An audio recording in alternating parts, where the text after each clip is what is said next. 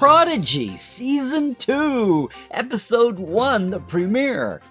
And 2, and 3, and 4. Hey, Timey-Wimey, thickerer and thickerer, and look who's here. It's a Prodigy Palooza.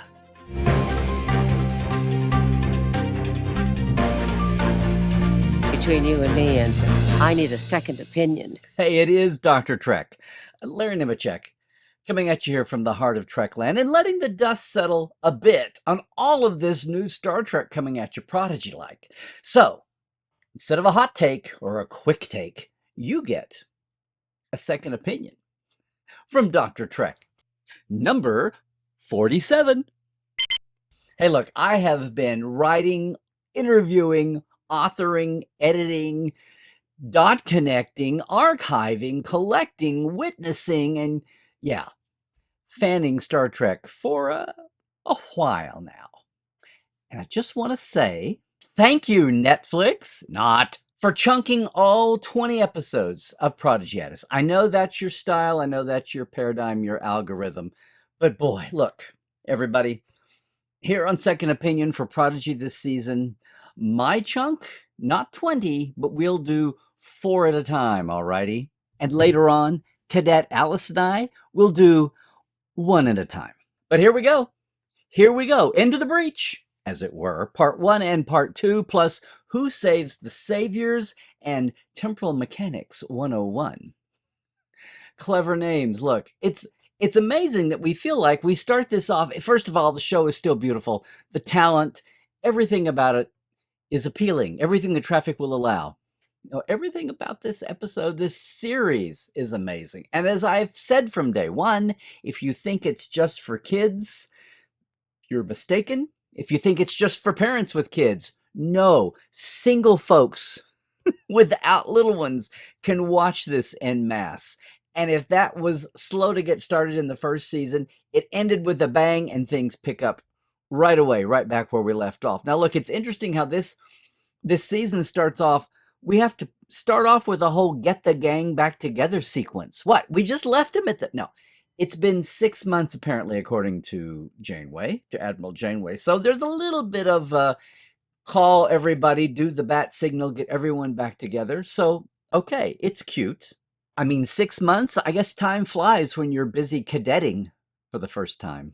But our story for the season is unfolding as we knew, as we thought it would, in 2 ways, on 2 fronts. One, right, attacking both Gwyn's mission to get back to Solum and kind of preempt this whole social division thing to come, but also finding Chakotay trapped in the future, which was the original mystery of the series, right? So we are bouncing back and forth between 2384. Janeway's mentioning the Romulan resettlements. We're creeping up on the events of Picard.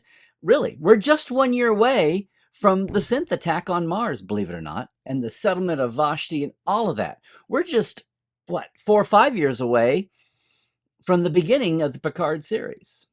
That's the current stream. And then we've also got our time in the future, accidentally, as visited by Chakotay and the Protostar on Solum, the post-apocalyptic Solum. It's 52 years in the future, or 2436. So as we play out these episodes this season on, just begin with, 2 different time periods that, yes, thank you, the art style, the titles, it's keeping it straight once the story gets moving. But let's start with some kudos. Kudos, first off, for these 4 episodes, right? Into the Breach Part 1, the season premiere, as you would expect, written by the brothers Hageman, Kevin and Dan, the co-creators of the show, and directed by Ben Hebon, who's been the supervising director, the primary director of the series, apropos that they would start the season with him. Second episode, Part 2, the concluder to the opener, by our good friend Aaron Walke. He's been bumped up. He was co-producer. He was basically number 1 under the Hagemans in the writing room, but now he's formally bumped up to a co-executive producer, so kudos, Aaron. And then episode 2, our director, is a new credit for Patrick Krebs. It's his first directing credit. He's been senior supervising producer on season 1. He's now co-executive producer. He had over 20 episodes of the 2017 edition of Teenage Mutant Ninja Turtles, sharing co-directing credit with Andrew L. Schmidt, who is a 3-time director last season, the last half of season 1, and previously he directed on the Hageman's Trollhunted series. Now for episode 3203, Who Saves the Saviors, here's some congratulations again, kudos, to Erin McNamara, who had been script coordinator for season 1 for this series. Now she's been bumped up to staff writer. She did have her first ever writing credit for part 1 of the 2-part finale last season, Supernova, and now here she is back again. Director on episode 3, Sung Shin, no stranger to Prodigy directing. He had 9 episodes in season 1 and kicks off season 2 here with the first of eventually what will be 7 directing titles. And then the 4th episode, 204, Temporal Mechanics 101, the writer is Keith Sweet II, who began as an assistant to the producers in season 1, is now on staff, and congrats again, this is his first writing credit. Director, good old Ben Hebon, our pro, our supervising director. So that's, you know, you may be seeing some new names here, but they've all been in the family mix. All right, little things, big things, and I don't know what to call this. I think it's amazing that it's 2384, and 130 years later, Rock Talk has solved Edward Larkin's mess when it comes to overpopulating tribbles, keeping tribbles from multiplying scientifically. I mean, this is bigger than the think tank solving the phage. And here by the 2nd episode, also assigned to Janeway's Voyager A ship, we learned that there's a small contingent of Nova Squadron cadets aboard. It wasn't suspended out of existence. It's only been, 20 years earlier when the Nova Squadron scandal hit, including Wesley Crusher, and Josh Albert was killed in the explosion of tight stunt flying. But here we are. Never Squadron, a great put down. Some things in Academy life never change. And big things, wow. The Voyager A, we learn, has 16 holodecks, slipstream drive, its own observation lounge, and cetacean ops. Now look, is that going to really play into the rest of the season, or was that just all for the gag of a big whale eye looking at us through a porthole? I guess we'll find out. Fingers crossed. And a secret Shuttle Bay 3, like Hangar 51? Google it if you must. So big thing. I love seeing all the development of the heirloom. It was such an odd prop for Gwyn, but now we see that it's really a common thing. So great zip lining down with the heirloom as that escape we saw Gwyn making. But now this cavern on Solum, it's like a ceremonial battleground with a descending turntable. This is the place where those heirlooms are created or mined. And what is that now? Thank you, Discovery. Is that organic programmable matter that naturally occurs? That's what's formed here? Oh, and star dates are back. I love the star dates here because they are keeping it clear. Stardate 61859.6. That is 2384. It's the old TNG DS9 Voyager system, 1,000 stardate units to a year. In fact, this stardate is Saturday, November 10th, by the way. So late in the year. And then that long number, stardate 116. It is indeed 52 years later. Big thing, though, if we're going to talk about time loops, we're going to talk about causal time loops. We're going to be talking about temporal mechanics in this season, big time. How awesome it was that we talk about the causal variety, and they spout off the Bell riots, interference into a past event that did not alter that we proceeded on that way. And yes, the Cochrane warp test, the original first contact. Remember how the original contact never happened because the Borg interrupted what was supposed to be? But what is truth? What is prime? I know, it's a headache. And the fact that Dal had that same line is a great homage, of course, to the original temporal mechanical headache herself. Poor Captain Janeway. She's come a little far by the time we get to this point. In fact, if Dal think these temporal mechanics hurt his head, oh, hold my beer. It gets hurtier. Little things. I love how Zero takes a moment to reflect literally, on the beauty of the delta radiation in the warp core of the Voyager A. Yeah, that's the same beautiful delta radiation that crippled and handicapped Captain Pike rescuing the cadets over a century earlier. And then once we've unleashed the failed plan to get Chakotay back on track with the time sync, and we have temporal Gwyn fading in and out with the newly corrupted timeline, interrupting her origins, like Marty McFly fading in and out in Back to the Future when his origins are messed with. I gotta say, the highlight of the aptly named Temporal Mechanics 101, episode 4, we actually see the Temporal Mechanics tablet. And it's a video book with no less than, yes, our friend, Dr. Erin McDonald, who's been the science advisor to the modern Trek shows all along. She had a cool cameo in the season 1 finale, right? I just wonder if that was setting this up or if this was an afterthought to that. But I love it now where her character is basically channeling what she does in real life, which is bring science to the masses using a Star Trek hook. I also love the fact that she gets to time machines in chapter 5 and is still there 10 chapters later. Can I also say it's a cool throwback, thank you, Rock Talk, to Worf's inverse or broad spectrum warp field, sourced from stellar phenomena. The same thing he did to get out of parallels way back in TNG. And, little thing, continuing these callbacks, the Doctor's use of a phase discriminator to stabilize Gwyn after the rescue in episode 4. Phase discriminator. Boy, that took me right back to Geordi figuring out how to follow the Davidians through the time portal in Time Zero Part 1. Okay, a very little thing, but still cute. I loved how Jankum mentions a ton inverter. I was like, a ton inverter? Oh, he's shortening chronotons. It's such a common phrase now. Instead of saying chronoton inverter, he says a ton inverter. That's how to make it come alive. Make it feel every day. Much less the fact that now we have hypos that can exist in a chronoton field for just such time phasing, suffering patients. All right, but even with all those big things, little things, I still have some questions. Did you notice the Bolian on the bridge, on the Voyager A, Janeway's bridge, in white medical togs?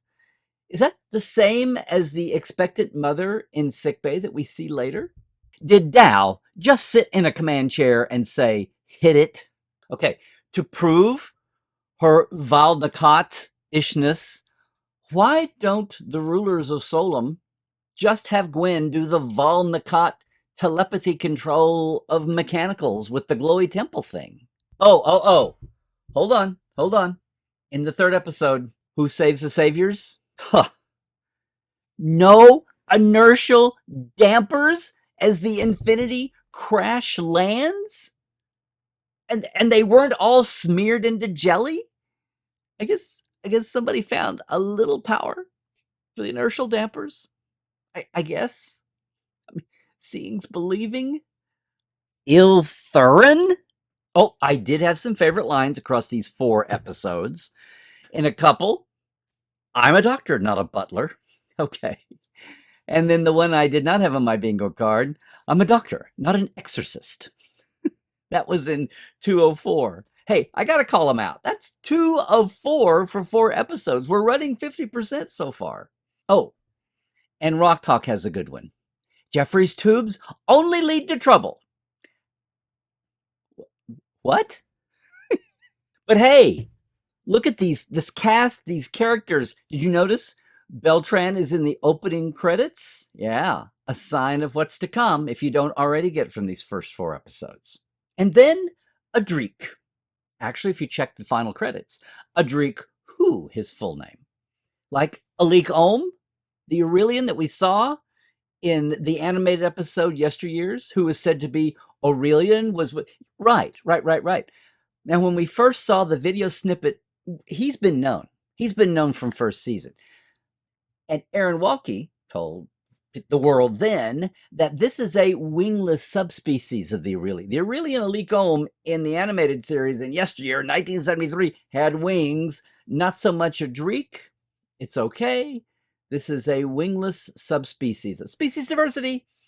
And keep looking at that guest cast. Once again, Deborah Wilson, who was Captain Cusack, the unseen Captain Cusack, who dominates the story of DS9's The Sound of Her Voice. She's been all through Lower Decks and even Prodigy doing voice work. She's here, as is the lovely and talented Bonnie Gordon, your protostar computer voice. Here, she's that Bolian mother giving birth in sickbay. All right, one of my little favorites of this show, Dr. Noam, the Tellarite doctor on Janeway's staff. We saw him all through season 1. But you know what? Check the end credits. You find out that he's now a counselor. I mean, it's amazing what happens when you take aboard the emergency medical hologram doctor with sentience and 10 years of epic veteran experience, way beyond those of mortal emergency medical holograms. Yeah, they're going to bump him over from being the CMO to be the counselor, but he's there on the bridge the whole time. Every scene has him involved. And look, if nothing else, they can't get rid of Dr. Noam because he provides, again, the Tellarite Bechdel test. First time we ever had 2 Tellarite speaking roles, characters, talking to each other, happened last season with Jankum. It happened again here, too. Did you notice that look they exchanged? We've got to have it. This is the only scraping by Tellarite information we're getting from these little micro scenes. Don't you dare take it away. And can I just say, the diviner. We're seeing the diviner, Ilthrin, we're seeing as he was really meant to be. He's an astronomer, for God's sake, a gentle soul. We've gone back in time to see him before all the corrupting influence of the Civil War and the poisoning and the twisting. After all those episodes, it's great to hear the great John Noble voicing him in this lighter tone, younger, and happy that this surprised daughter has turned up and she has friends. It's just a revelation. It's a testament to how the character's being written and it's being performed that we really can believe and we can really feel the weight of the tragedy that we know is going to befall him and twist him from this wonderful person that we see now, as we see it affecting Gwyn too. And you know what? The more Dal takes 2 steps forward, he still seems to take 1 step back, which, I mean, I guess that's the arc of growth. He's come far, but he still manages to get himself into these shenanigans. Or should I say cockamamie plans? A lot of it doesn't seem too planned, whatever you call it. Now, Jankum, this whole arc of his politeness, it's kind of fascinating. Although I gotta love percussive maintenance. That's a cute moment. I don't know if the bird puns with our first officer, Aurelian, I don't know if they're really landing in the animation, but hey, it's worth a try. I'm up for it. And for all she's doing, and for all she seems to become a little bit of a worrywart, I love it that Rock, more than once, gets to outscience the adults and show them up and gets instant respect for it, to their credit. Oh, and Murph. Now look, security guard Murph, Wonderkin Super Cadet security guard Murph is hysterical. But who was he talking to early on in that chamber? Was that Future Guy from Enterprise? Is Future Guy just Future Murph? But the other thing I did not have on my Prodigy bingo card this season was Zero having a humanity arc, Zero having a relationship arc, starting off watching a hesitant couple at the academy, having a moment talking about human closeness with the doctor of all people, and then having a couple of moments with Majel. Really? Oh, okay. It's cool. Just did not see that coming. This could be an awesome first step for Medusan canonizing and Medusan anybody relations, as long as everybody remembers to bring their visor. And I don't mean the cool Geordie kind. Just, your standard protect your sanity red visor. Well, That's one small step for a Medusan, one giant leap for interspecies relations. But speaking of Majel, of course, this Vulcan character, of course, it's named for Majel Barrett Roddenberry. Kind of awesome. Kind of awesome. Interesting Vulcan name.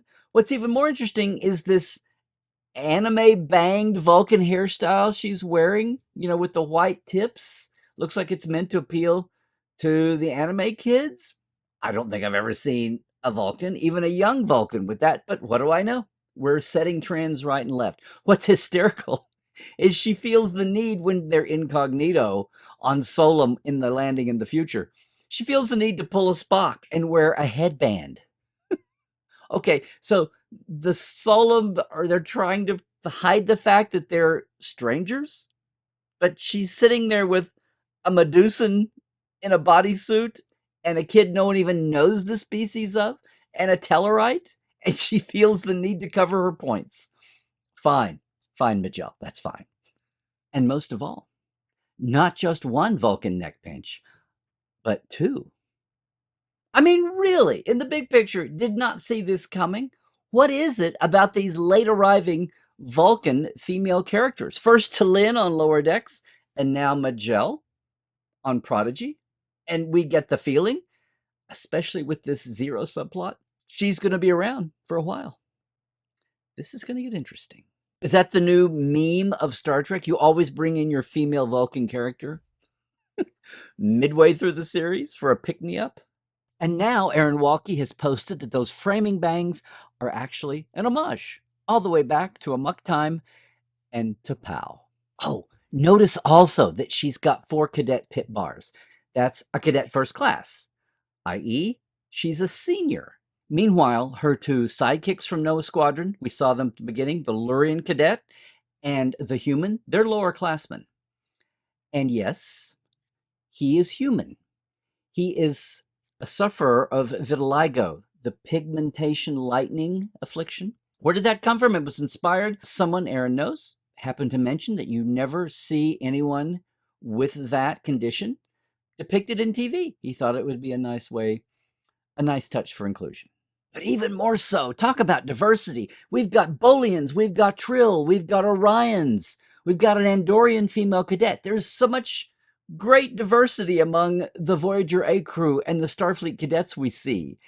And yes, here I am praising diversity on Star Trek, but sometimes it's animation. It's not even like real prosthetic makeups, and sometimes even the simplest alien species just get overlooked. So yay, Prodigy. And Essentia, I hope she has an interesting arc that's not just truly the villain of the piece this season. But I think it's fascinating that the whole time she's in the future, her younger self is standing right over there. It just blows my mind. Talk about your temporal paradoxes. No. What also blows my mind is the degree, if these were humanly depicted in live action, choreographed with stunt coordinators and stunt fighters, they're amazing.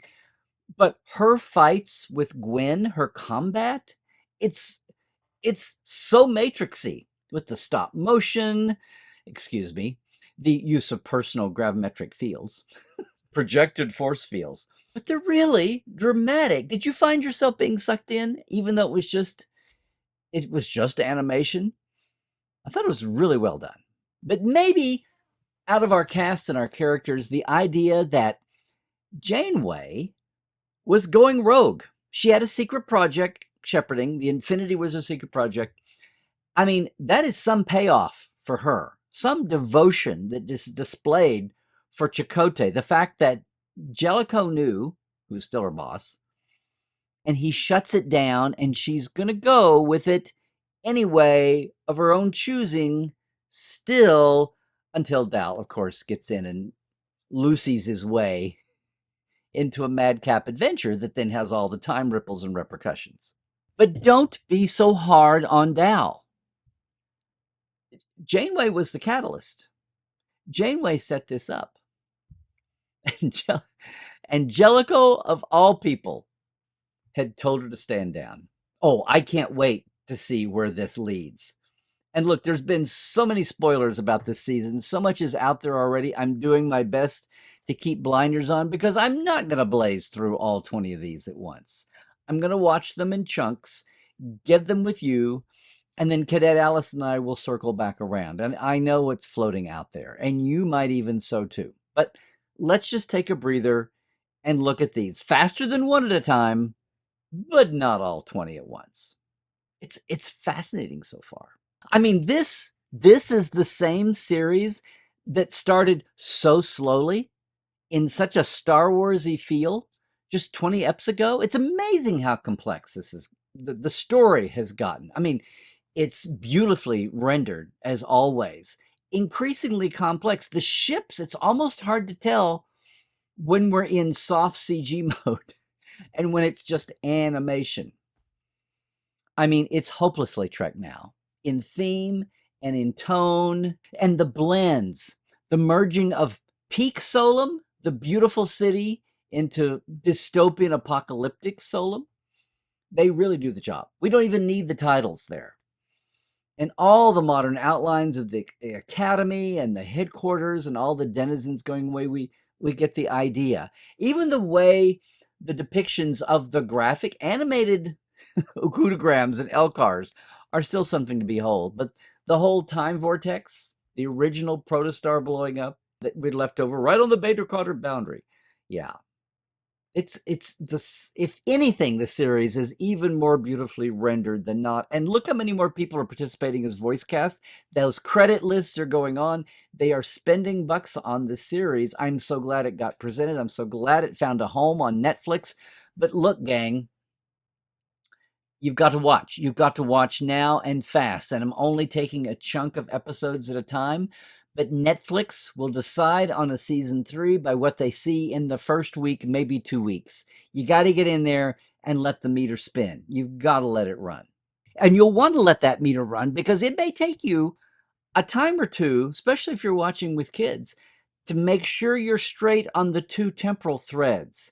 And the idea that Chakotay and Adrik have to let the protostar go without being aboard. And the moment they do, now we've got a 3rd time thread out there that's got to be corrected to fix the time stream.